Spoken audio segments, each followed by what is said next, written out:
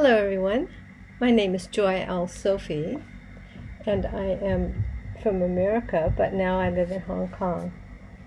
My poem, In the Presence, was inspired by my trips to Africa in the last couple of years and my opportunity to spend time with wild elephants. In the Presence. Elephants don't shake the earth when they walk. Unseen by day, their size is sensed by the absence of light through landscape. By night, their steps pass soundless as the moving wheel of the Milky Way. Enter the presence of elephants, a cathedral of the real, twin white spires fixed, flesh and bones standing, a living temple of the tooth, relics still breathing in the crosshairs on its last legs. Elephants don't shake the earth when they walk. An elephant shakes the earth when it falls. Thank you. Mingled Voices 3. I'm Helen Davis. I come from Wales and live in Hong Kong. This poem is about finding a place of safety, which we all need in these troubled times. Refuge, a place of safety. From the drizzled frazzle, the conceits of our eye fearing, loss of home, family, friend, for all our days. To be found, hazy through worry, the marathon ahead, the gargoyle on your shoulder, whispering strange nothings, life flaying. You are stranger. Where to find refuge in the beaches of childhood, wave watching and finding God in the seahorses? The sea is now stranger. In the swell lies malevolence. Where lies refuge, security, in a smile, a place to lay down and stretch and wake? Your world not rocked. Your family there, free to stay or wander at will? There lies refuge, riding the seahorses, who will gently lay you down. Hi, my name is Neil Douglas from London, UK, and I'm going to read my poem Empathy for the Devil from Mingled Voices 3. The poem is about my time working as a GP in London's East End. Here it is. Empathy for the Devil. With a gentle, loving hand, apply the sticking plaster to my flesh wound, doctor, and show me how much you care. Care for me with an open heart. It's all I ask for, doctor. I am broken, and I need you to fix me. Fix me good. Then tell me why, with kind words, soft-spoken, I feel this insistent, crying shame. Would you do that, doctor? I expect you could try to reach out to me, take away this pain, mend my spirit, doctor. You should. You should gather shards, piece me together again. I demand, I command you, heal my soul, and I, in return, shall consume you whole. Thank you. Farewell, beloved rover, dedicated to my father, Victor Steenberg, who passed away on the 12th of June 2018. You had to go, for the calls of life's running tide is a fierce and clear call that cannot be denied. You left us on a bright day with white clouds flying, before the joke you promised to tell that left us crying. Just like your favorite poem, Sea Fever by Masefield, that you loved to recite, you couldn't ignore the call on a sunny day that turned into my cold night. When you sailed away, some of my soul's sunshine followed you. And now, like the song of La Recarauch, everything and my thoughts are tinted blue. The wind sings a gloomy song, and it's your final ship sail and me shaking. Grey mist is on my face, the grey dawn and my heart are breaking. You're off on your next voyage, a new fresh start, while leaving behind winter in South Africa and in my heart. Treasured wise words, stories, poems and songs you left us in your memoirs. Precious special lessons and memories of you transformed into guiding stars. When steering through darkness, we'll turn to their light for guidance, and your love will continue to shine in your absence. Farewell, beloved father. You had to go to the next vagrant gypsy life. You left in a merry, peaceful way, but your absence cuts like a knife.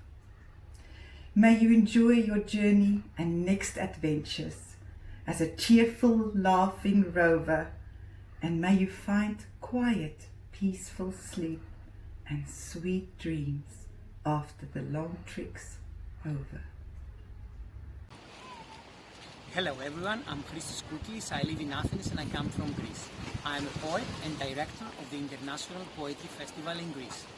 The poem I'm going to read you is called The Ugly Side of History, and it's all about the people who are trapped in the wrong side, in the wrong time of history. The ugly side of history. Johnny took everything he had. There was room for everything he had in one wing anyway, and came to the capital. What else can a white boy do but write poetry to manifest in the minds of men? And one day, when I took him home wounded, he said, "One evening I will tell you about the ugly side of history." Andreas was in trouble and could not be saved even by a drop of blood. He packed up and went to his village, but pain never disappears. It is simply archived, but he wanted to dream like everybody else on the bright side of the moon.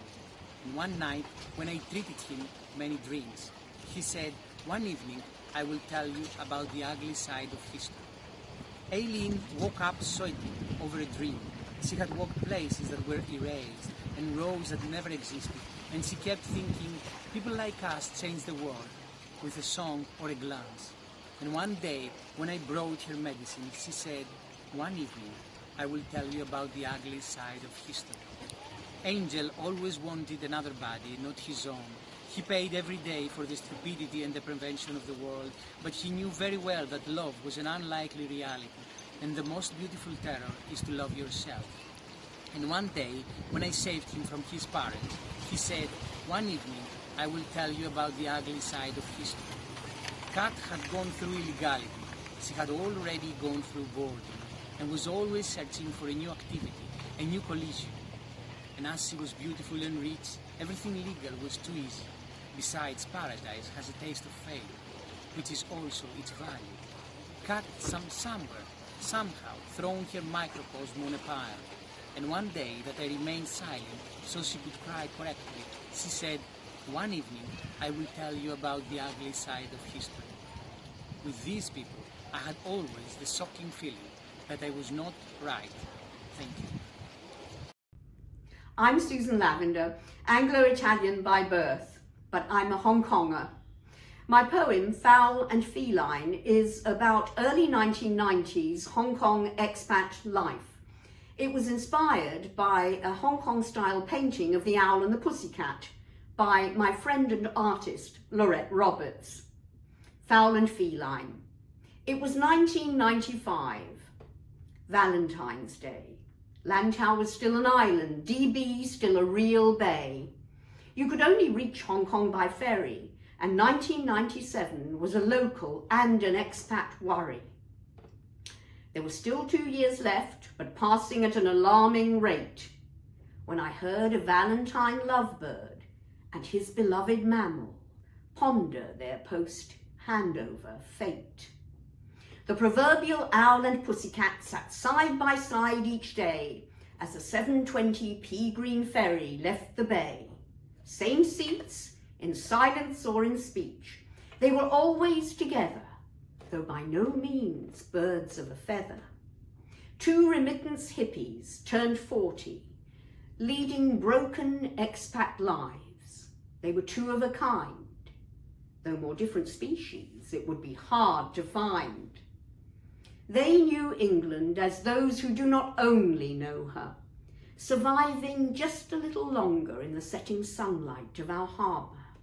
She knew the inside of his head like the lines upon his face, without the need to hear his voice nor his features trace. She'd listened to his colonial ramblings from the past, when I was in Brunei, to which she'd smile and quietly sigh. The progress of the Blackburn Rovers, the latest cricket score, and more and more. They'd laugh together at unspoken jokes, complain about the crossword clues, recalling their 60s salad days, sharing the same youth, same age, same views. But now they faced their future and counted down their 90s final days. In this borrowed time and space, this goose that laid the golden egg, this very special place. Contracts ending, China coming, where could they go? They had no crops to reap, no seeds to sow, nowhere left to roam. Home? After all this time, Hong Kong was home. Family? No sister or brother. They only had each other. So they made their last bid for freedom, to end their glorious final season. We won't go back, they vowed, when we're sent home. Won't be extinguished without reason. She pointed out a little sampan they might stow away on tomorrow, wearing the red and white spotted handkerchiefs he'd buy for them today, or somehow borrow. But the owl and the pussycat is just a nursery rhyme. The Shape of Water's no more than a fantasy. Like Cinderella and her prince, they were simply out of borrowed time. And in reality, different species cannot mate, and they would never be more than a fairy tale Valentine's date.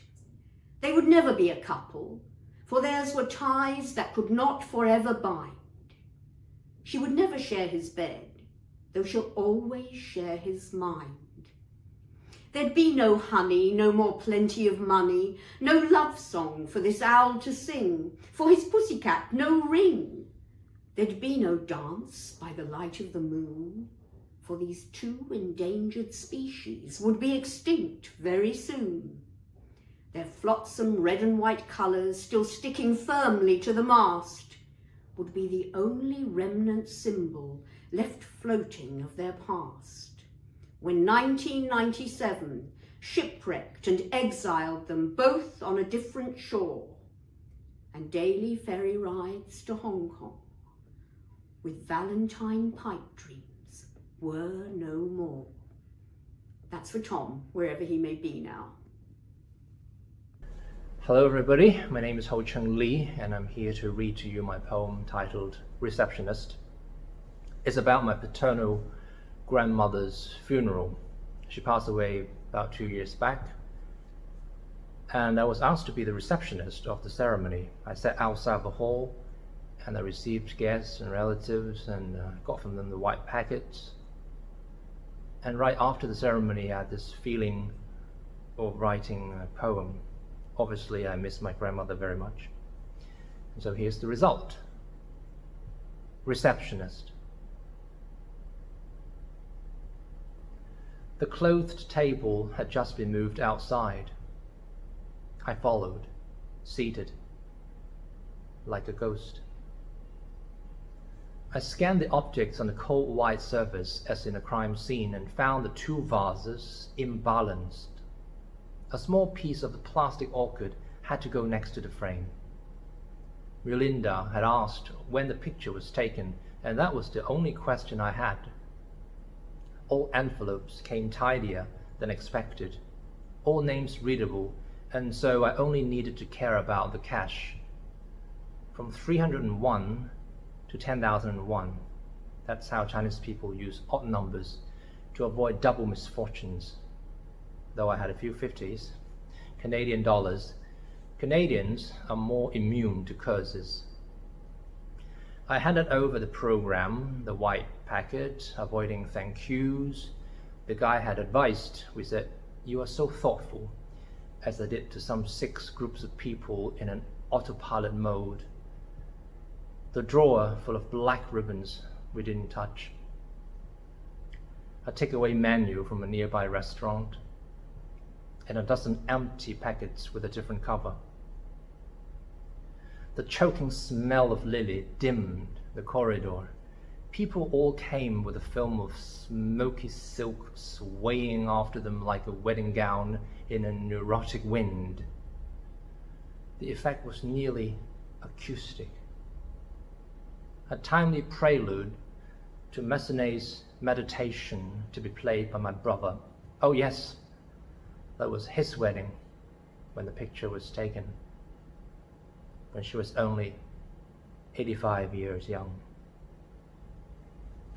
Ready in 10 minutes, I took the bag inside as the men stopped coming out.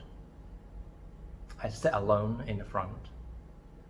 My cell phone screen reflected someone who evaded my eyes.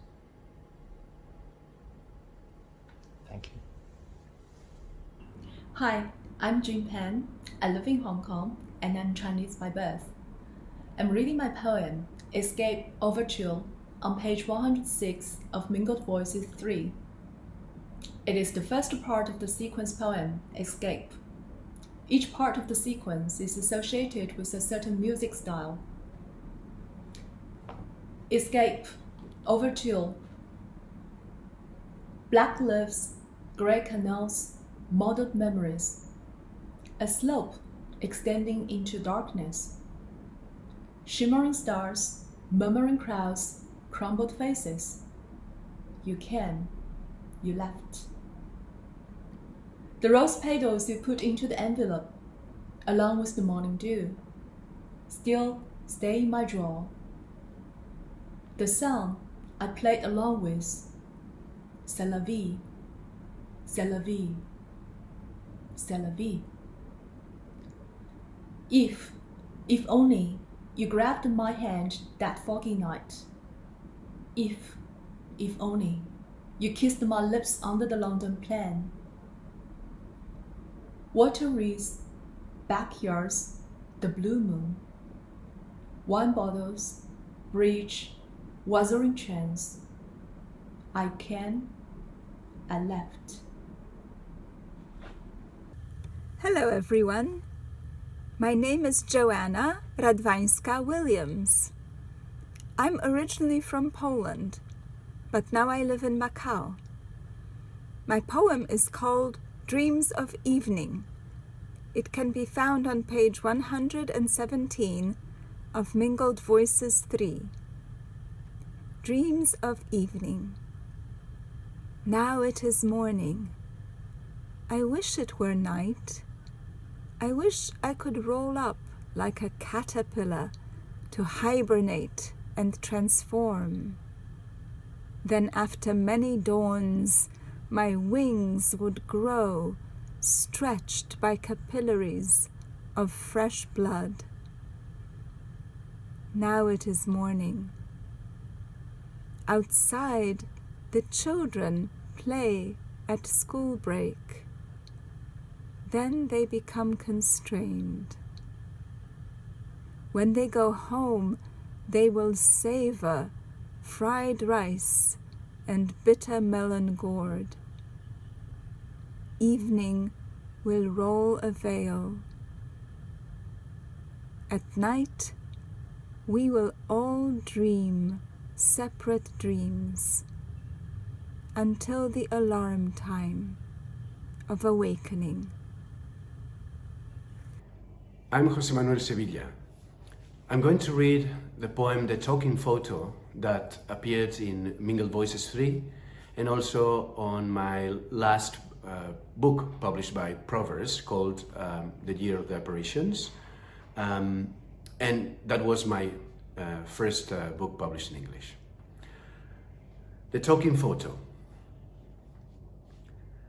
Auntie Trinidad tells that soon after she arrived in heaven, an angel that back on earth had been a little bit a con artist and a little bit her brother-in-law showed up with a trumpet for annunciations and a blackboard because he couldn't speak. His voice in this world was prisoner in a very strange and captive way. Auntie, who knew the ways of life, laughed for the first time after her funeral and, fed up of the blackboard, said to him that only the sun, the moon, and the vehemence, that's how she called the pushes of sex, come back to the world, and that she would believe otherwise only when the sun comes back to the mother's belly or the statue of Don Juan in Seville comes back to the lost walks. My voice didn't die. It stayed in a photo, wrote the angel. And that photo is on earth. That's why I come to you, Trini. I've waited so long for you. And then it all changed. Auntie Trinidad remembered, with an unaccustomed shock, that I had a talking photo. Sometimes talking a lot, sometimes quiet for weeks. I have it in the living room, inside a frame from El Corte Inglés, in front of the TV, and next to a phone where a vengeance that is not relevant now was born, some bottles of smells of the middle class, and my albums with all the family lies. Very few know about this talking photo. I never received visits at home, and Mrs. Raquel, who does not fear the dead but the followers of Mr. Trump, cleans it with a bit of bad mood 3 times a week. Quiet or talking. I have heard that voice from someone behind the camera that took the photograph of my parents on their wedding day, hundreds, thousands of times.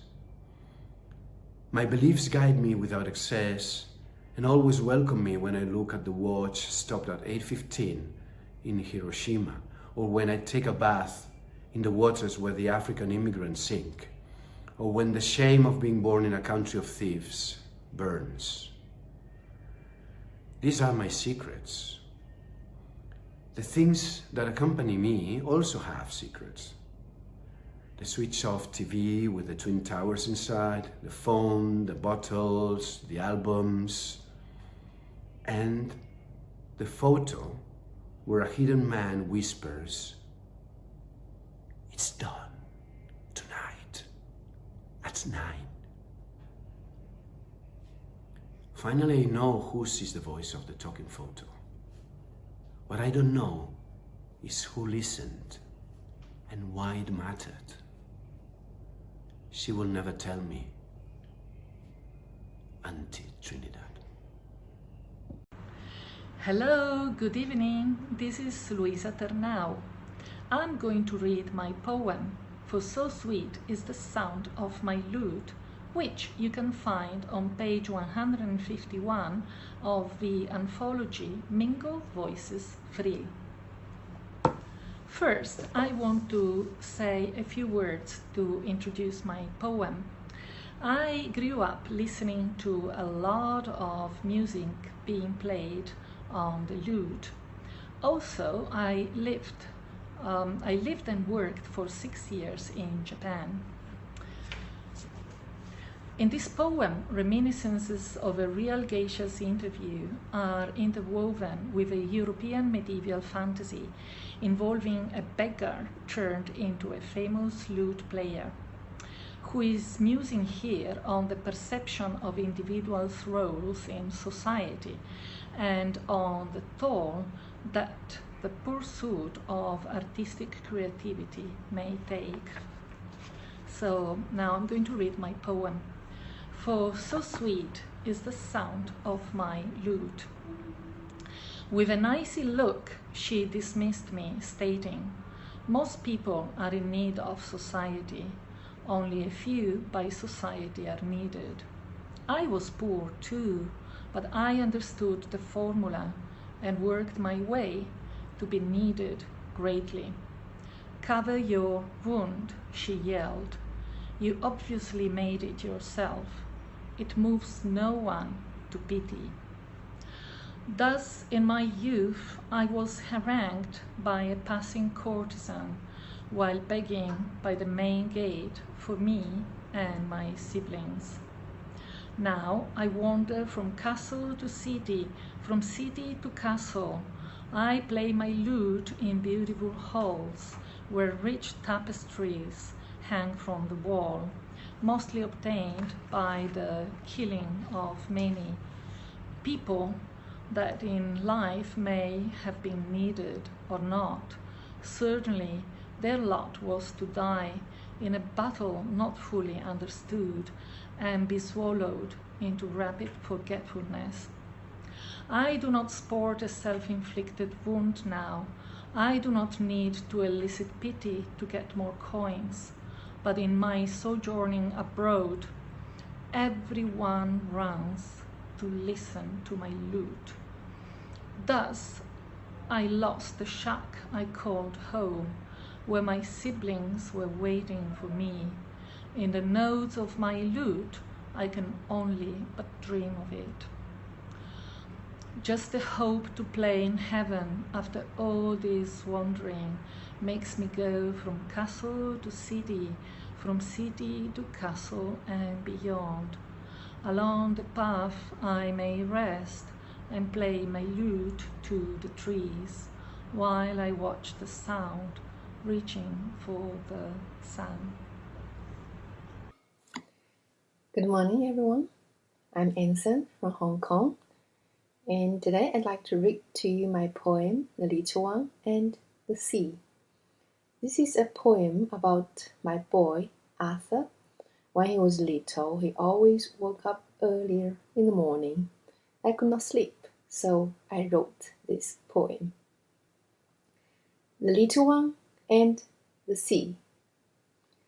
The little one wakes up at 4 before the sun knocks at the door. He gazes through the windows, standing on his toes. Birds sing happily outside. He listens attentively inside. The sea blinks with a yawn, leaning back on the mountains. Still is the sea and the little one.